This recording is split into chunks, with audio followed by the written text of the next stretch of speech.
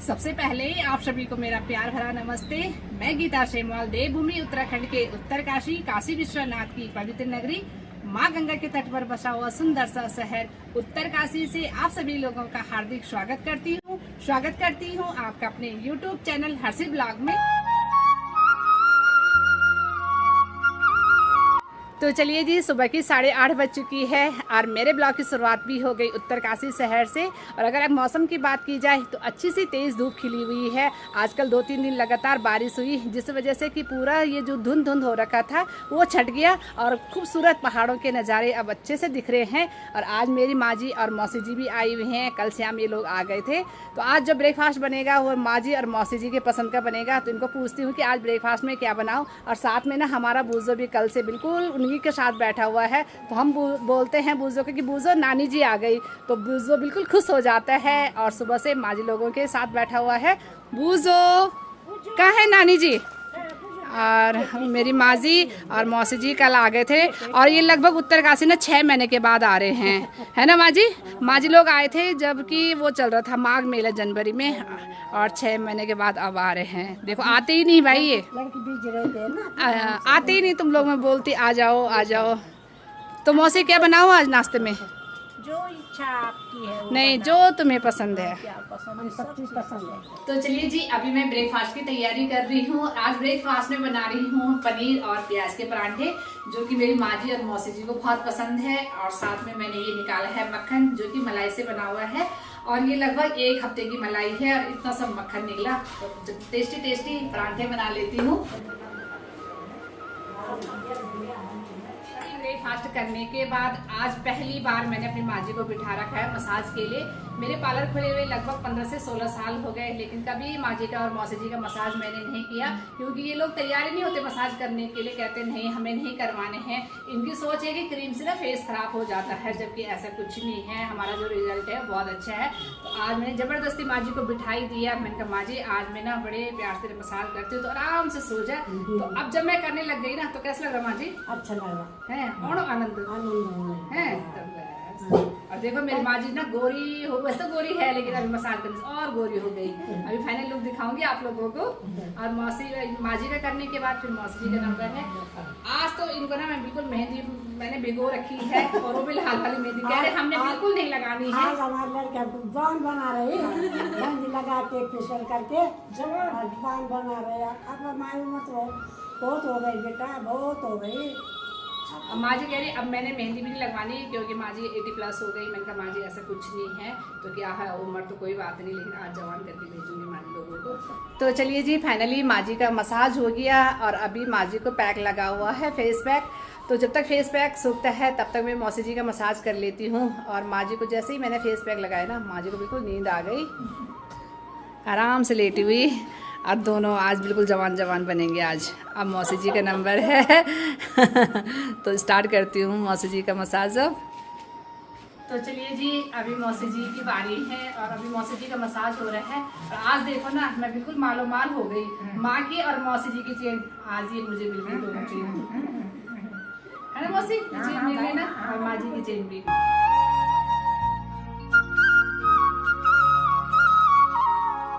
तो चलिए जी, मेहंदी लगाने के बाद माँ जी और मौसी जी भी नहा गई और साथ में थोड़ा सा मेहंदी बच गई थी, तो वो भी मैंने अपने बालों को लगाया और मैं भी नहा गई। अभी दिन के लगभग 3 बज चुकी है। अब लंच कर लेते हैं। और आज मैं लंच में बना रखी हूँ उड़द और राजमा की दाल, जो कि माँ जी और मौसी जी की बिल्कुल फेवरेट दाल है। और मेहंदी के बाद आप कलर माँ जी और मौसी जी के बालों का देख सकते हैं। माँ जी लोग कह रहे हैं हम तो गुज्जर बन गए, बिल्कुल लाल हो गए बाल। और साथ में फेस में ग्लो आप देखिए मसाज के बाद कैसे आया और कैसे इन लोगों के बाल लग रहे हैं। आप कमेंट करके जरूर बताना कि मतलब अच्छे लग रहे हैं या नहीं लग रहे हैं। ये लगानी चाहिए मेहंदी, नहीं लगानी चाहिए बुड्ढों को। ये देखो माँ जी मौसी जी के बाल, मौसी जी को बहुत सूट कर रहे हैं। और साथ में मेरी माँ जी तो बहुत सारा लग रहा है बाबा। नहीं बस जरूर बोला कि बस मैं तो लगाती हूँ, जब हम यहाँ आते हैं तो हमेशा लगा के भेज जाते। हाँ, आज मैंने मेहंदी लगाई काफ़ी टाइम बाद। जब माँ जी लोग जनवरी में आए थे तब लगाई थी और आज लगाए। एकदम सफ़ेद हो रखे थे बाल, लेकिन मुझे अच्छा लगा तो मैंने मेहंदी भिगोई। मैंने कहा चलो ये है कम से कम आराम मिल जाएगा, ठंडक मिल जाएगा सर को, है ना मौसी जी? हाँ, तो चलो अब गर्मा गर्म लंच कर लेते हैं। तो चलिए जी, लंच करने के बाद हमने थोड़ा सा आराम किया। अभी शाम की 6 बज चुकी है और अभी मेरी तैयारी है अपनी माँ जी और मौसी जी को गंगा आरती में लेके जाने की। तो हमारे उत्तरकाशी में धारा आरती 2 जगह पे होती है। एक जगह पे होती है पौराणिक मनकंडी के घाट पे और दूसरा होता है जो केदार घाट वाले हैं वहाँ पे। तो मैं केदार घाट वाले गंगा आरती में कभी नहीं गई और आज लेके जाऊँगी अपनी माँ जी और मौसी जी को और खुद भी जाऊँगी इस गंगा आरती में। और मेरी माँ जी और मौसी जी भी रेडी हैं और खूब नींद आई माँ जी आज ने मस्त। खाना खाने के बाद हम सो गए थे। तो अभी मैंने अपनी माँ जी का हाथ पकड़ रखा है। वैसे आज संडे का दिन है, उत्तरकाशी का मार्केट बंद है, ज़्यादा भीड़ भाड़ तो नहीं है इस टाइम, लेकिन फिर भी है कि माँ जी का हाथ पकड़ना पड़ रहा है। डर लगता है रोड क्रॉस वगैरह में। अभी मैं हूँ कोल्ट रोड पे और यहाँ पे सामने ही है नगर पालिका, तो यहीं से रोड करती है अंदर को, जहाँ पे कि हमें आज जाना है धारा आरती में।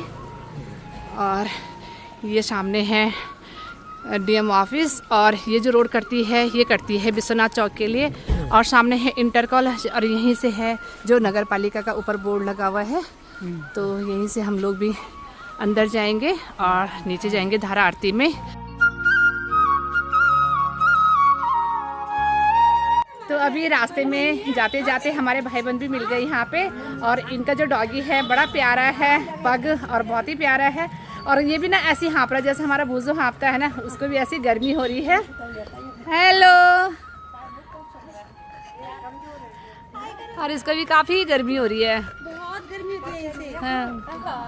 और जैसे जैसे हम इस वाले रास्ते में चल रहे हैं ना, वैसे वैसे बहुत प्यारी ठंडी ठंडी हवाएं आ रही है बिल्कुल यहाँ तक गंगा जी की और बहुत आनंद आ रहा है। और मौसी जी कह रही है यहाँ का मौसम कितना प्यारा हो रहा है।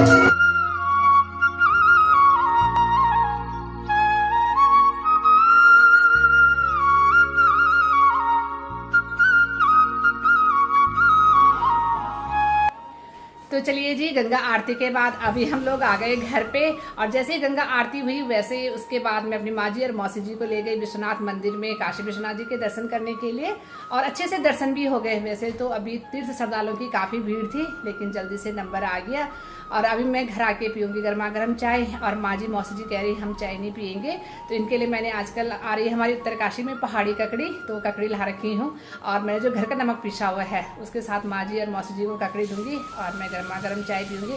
तो मौसी जी कैसे लगा गंगा आरती में? बहुत ही सुंदर, बहुत सुंदर। ऐसा लगा कि हम जूंदी बैकुंठ पहुंच गए। इतनी सुंदर काशी नगरी की आरती गंगा मैया की है। किनारे पे कितने श्रद्धालु लोग वहाँ पर इकट्ठे बैठे थे। और आप यहाँ देखिए, अभी मेरी माँ जी जैसी आई ना बाजार से मंदिर से दर्शन करके, और बूजो को देखो आप। अब बूजो माँ जी के ही साथ बैठ गया। अब बूजो नानी क्या है, हम बूजो को बोलते हैं बूजो नानी आ गई। बूजो बहुत खुश होता है। कहाँ है? तो मैंने तो चाय पी ली और अभी मैंने ये काटे हैं ये पहाड़ी ककड़ी और साथ में ये है पिसा हुआ नमक, काफ़ी टेस्टी है। तो इसमें ककड़ी में ऐसे लगा के फिर दूंगी माँ जी मौसी जी को और साथ में बच्चों को भी। देखो भाई कितने अच्छे पीस कट गए हैं। इनमें नमक देख, बढ़िया सुंदर जीरा जवान का नमक पिसा हुआ। हाँ बहुत अच्छा। ताजी ककड़ी खाने में बड़ा बहुत मजा आता है ना। अच्छा नमक पिसा हुआ है इसमें, जीरा जवान।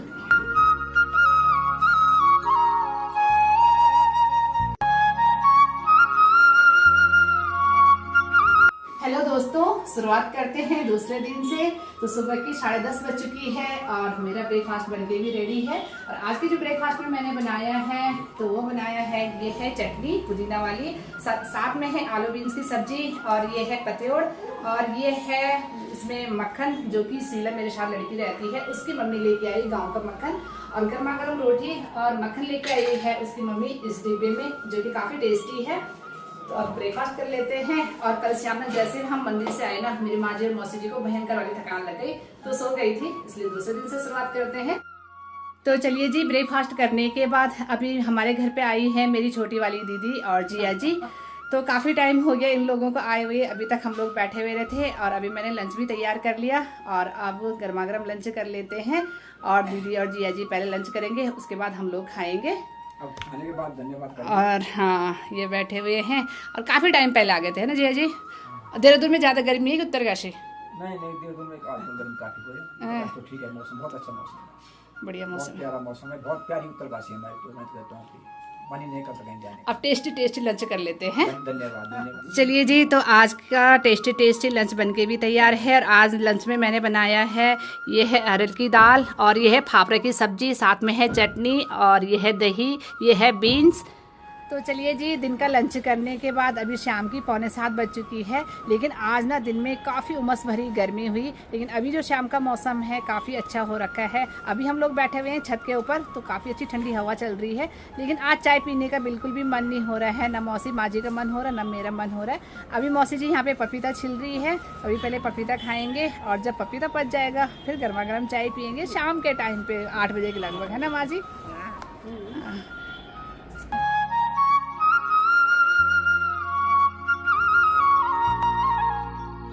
अभी यहाँ पे पपीता खाते खाते डिस्कस हो रहा है मेरा माँ जी और मौसी जी से। माँ जी कह रही मैं बहुत छोटी थी जब मेरी शादी हुई थी, तो माँ जी को पूछती, माँ तेरी शादी जब हुई थी ना कितने साल की थी? मेरी शादी हुई तो मैं 17 साल की थी उस समय, 17 साल की ना। तो उस समय न किसी का फोटो खींची थे, न किसी के फैशन होता था ना, कुछ नहीं होता, बस सीधा ऐसे बांध बूंद होती थे, ऐसे घर गाँव में ऐसे सिर का भेतला बात ना, बस कुछ नहीं था, न टेंट लगता था, न डीजी लगे थे, कुछ नहीं, न टेंट न डीजी, न बिजली में था तब है। और वापड़ मेहमान बैठा है और वही फड़ खान था है। गैस पूजा और तो गैस बल था, तब भी गैस पूजा और था, टेंट गाँव के लोग पकौन था, गाँव की जनान रोटी बनाउन था है, गाँव के मर्द लोग साग सब्जी हलवा बनाता ना, कोई व्यवस्था नहीं कहता। बहुत संघर्षमय जीवन, संघर्षमय जीवन है ना, बहुत संघर्षमय जीवन। 17 साल की शादी हुई थी बस।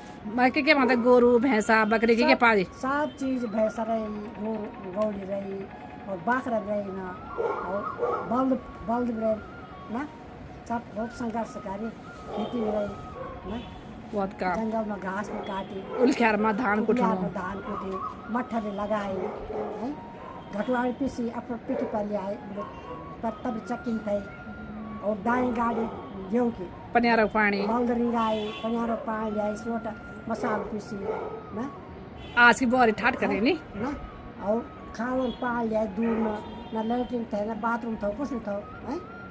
तो अभी आपने माँ जी की कहानी सुनी, माँ जी की शादी कितने साल पे हो गई थी और कैसे कैसे संघर्ष माँ जी ने किया। अब मैं मौसी जी को पूछना चाहती हूँ कि मौसी की शादी कितने साल में हुई और मौसी का जो जीवन रहा वो कैसा संघर्षमय रहा? न पूछो जिंदगी की कहानी, जिंदगी बड़ी दुखदाई है। न पूछो जिंदगी की कहानी, जिंदगी बड़ी दुखदाई है। मेरी शादी ये 14 साल में हो गई थी, 14 साल में मेरी शादी हो गई थी। ससुराल था मेरा सावली में है, 6 भाई थे मेरे, देवर जेठ 2 मेरी ननद थी, बहुत बड़ा परिवार था। मुझे कुछ नहीं आता था काम कुम करना है। मेरी शादी हुई थी उसमें मई में, हाँ मई में हुई थी शादी। तो फिर मैं अक्टूबर में कहाँ चली गई थी, दिवाली के बाद बम्बई चली गई थी। मेरे हस्बैंड उसमें रहते थे नेवी में, बम्बई चली गई थी। तो बम्बई रही मैं 5-6 महीने और फिर मई में मैं घर आ गई थी, प्रसव होने को था हाँ हाँ हाँ है कमाई, हाँ है। प्रसव होने को था तो दूसरे महीने में वापस आ गई थी। अक्टूबर में गई थी और मई में घर आ गई थी। घर आ गई थी, उसके बाद 2-3 महीने ससुराल में रही। फिर प्रसव होने के लिए मैं जनवरी में अपने मायके आ गई थी। उम्र कितने साल थी मौसी? मेरे मतलब 15 साल 16 साल में हो गया था। अच्छा। 15 साल में ना, मतलब वो लड़का हो गया था मेरे ना। तो मायके में आए तो मतलब उसमें जनवरी में वो लड़का हुआ था। फिर मैं ससुराल चली गई, ससुराल में रही, फिर साल भर वहीं रही। फिर दूसरी सर्दी में मायके में आई, फिर मायके में रही। फिर मार्च अप्रैल में फिर मैं ससुराल में चली गई थी। तो वहाँ फिर अपने आप भी पहले बेटा मरा 1.5 साल का, फिर अपने आप मरे हैं। ज़िंदगी की कहानी बहुत दुखदाई है, बहुत गम के पहाड़ टूटे हैं। तेरे 14-15 साल में है बेटा मरा 1.5 साल का है, आदमी मरा। तब फिर ससुराल वालों ने ऐसी बेकदरी की कि एक नौकरानी हमको मिल गई काम करने के लिए है। सब कुछ होते हुए भी उन्होंने मुझे मायके नहीं भेजा कि चल भाई 2-4 दिन तो अपने मायके चले जाओ। उन्होंने ये सोचा कि क्या है ये बिना पैसा का नौकर मिल गया। मायके में भाई नहीं थे, माँ नहीं थी, एक मेरे पिताजी थे, 3 बहनें थी। 3 बहनों में सबसे छोटी मैं ही थी है। तो उन्होंने मायके में भी नहीं भेजा है। फिर बड़ी मुश्किल से मैं जो हूँ दिवाली के लिए बड़ी मुश्किल से वहाँ से अपना पल्ला छोड़ाया कि भाई मुझे दिवाली के लिए तुम भेज ही दो है। आए दिवाली हुई, फिर मेरे ससुराल वाले लेने आए। मेरे पिताजी ने कहा नहीं भाई मैं इस समय नहीं भेजते, इस समय तो मायका का महीना है, सर्दियों का सीजन है, इस समय नहीं भेजते। जब वो आएगा मार्च अप्रैल में तो आना ले जाना है, फरवरी मार्च में तुम आना ले जाना। जब ससुराल का टाइम आएगा तो मेरे ससुराल वाले लेने नहीं आए। ऐसे में परेशान थी। वहाँ से उन्होंने जैसा व्यवहार किया अच्छा ही किया है। वो तो खैर शब्द बताने के लायक नहीं कि उन्होंने किस तरह का व्यवहार किया।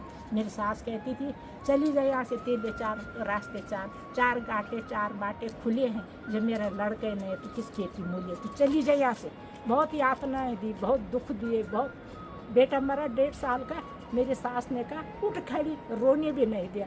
उठ खड़ी क्या, खाली थी तो नहीं उसके कमाए जो तो उसके लिए रो रही है। उठ खड़ी, खड़ी हुई रोते हुए 4 बंटे पानी के लिए गाय भैंसों के लिए हैं। और इसमें मतलब मार्च अप्रैल में धान होता है खेतों में बोने के लिए, पूरे दिन खेतों में पड़ी रही। बहुत दुखदायी जीवन काटा। फिर वे मायके में आई। जब नहीं आए फागुन चैत मतलब फरवरी मार्च में जब लेने नहीं आए तो मैंने अपने पिताजी से कहा मैं तो मैं स्कूल पढ़ती हूँ, मैं नहीं जाती वहाँ है। तो मेरे पिताजी ने कहा क्या बात, तूने अपनी ज़िंदगी का निर्णय ले लिया, तूने क्या सोचा भाई ससुराल शादी करे कि तुम्हें ससुराल जाना। मैं तो मैं नहीं जाऊँगा, भीख मांगोगे मायके में, मैं वहाँ नहीं जाऊँगी, मैं पढ़ती हूँ।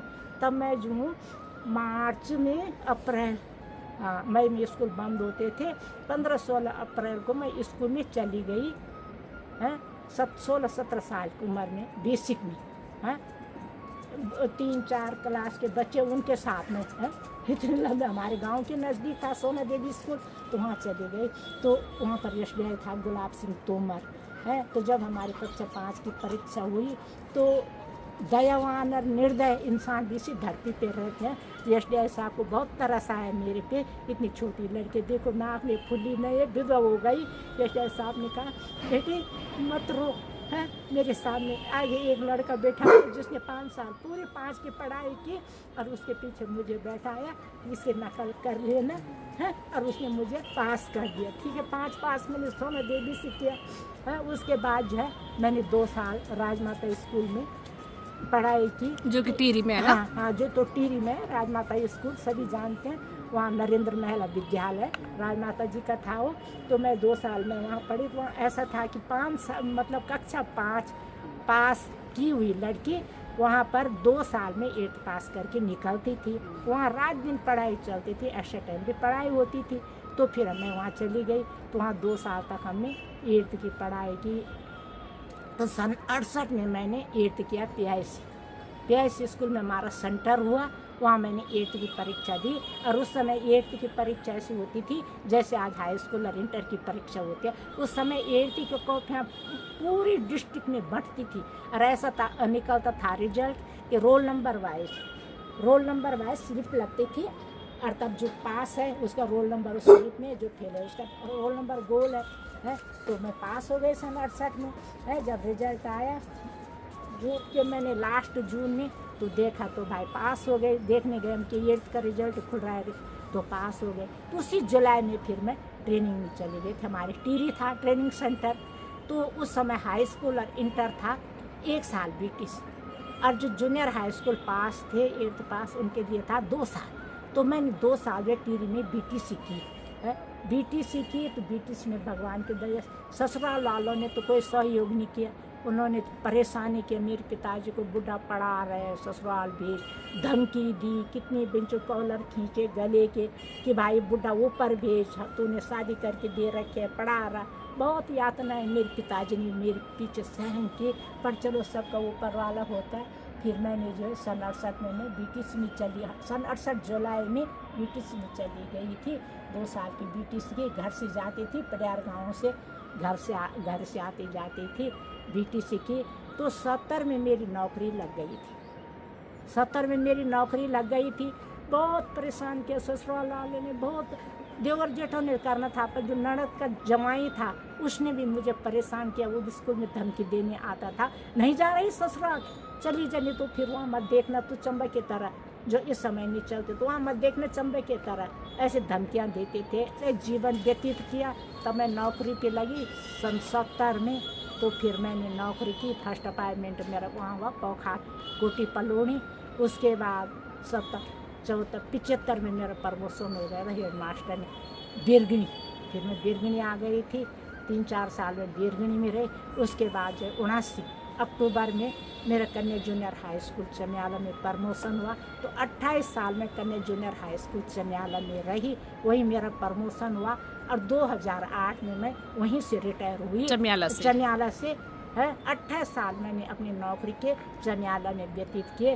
धन्य हो लोगों के लिए, उन मेरे मकान मालिकों के लिए, ऐसे भी इंसान होते हैं। मैंने ये नहीं सोचा कि मैं परदेश, इतना अच्छा व्यवहार उनका मेरे साथ रहा, बहुत ही अच्छा व्यवहार। कभी उन्होंने ये नहीं कहा होगा कि जैसे ना इतने सज्जन लोग रहे हुआ क्या। अभी मैं उन लोगों को गुणगान करती हूँ कि कैसे लोग रहे होंगे ना। मैंने सोचा ही नहीं कि मैं परदेश में किसी प्रकार की मुझे वहाँ परेशानी नहीं हुई। 28 साल मैंने वहाँ व्यतीत किए और 2008 में मैं रिटायर होकर वहीं से आई। बस और खुशहाल जीवन जी रही है। बाबा खुशहाल जीवन।